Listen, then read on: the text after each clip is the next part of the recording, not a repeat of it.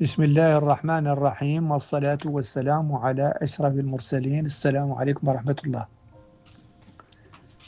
Déclaration de l'Institut Désirès. Chers compatriotes, au regard du rythme auquel nous vous avons habitués, on pourrait dire que nous observons un silence relatif et un certain recul. Mais il est des faits et des événements qui imposent l'intervention et commandent la prise de parole. Chers compatriotes, la République est ou elle n'est pas. Chers compatriotes, la République est ou elle n'est pas. Chers compatriotes, assez d'ambiguïté, assez de confusion. Dans un état de droit, l'injure envers le président de la République n'est ni un courage, ni une opinion, ni une liberté. C'est une infraction. Et toute infraction appelle une réponse claire, ferme et légale.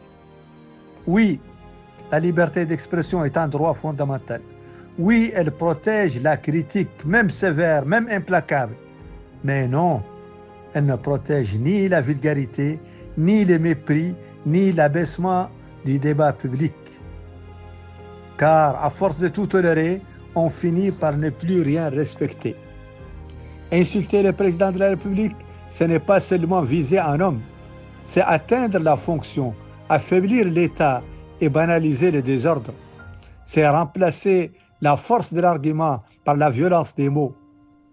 Une démocratie ne meurt pas seulement du silence, elle peut aussi mourir du bruit, du mépris et de l'irresponsabilité. Il faut donc choisir le débat ou le chaos, la parole responsable ou la parole destructrice, la République ou sa négation. Qu'on ne s'y trompe pas, la République est ou elle n'est pas. En cours d'initiation civique et politique de l'école de l'Institut Désirès Medar, portant sur la différence entre l'injure et la critique, vous parviendra incessamment. Mohamed El Hassan, président fondateur de l'Institut Désirès, 4 mai 2026. Wallahu wali wa tawfiq. À la prochaine. Je vous remercie.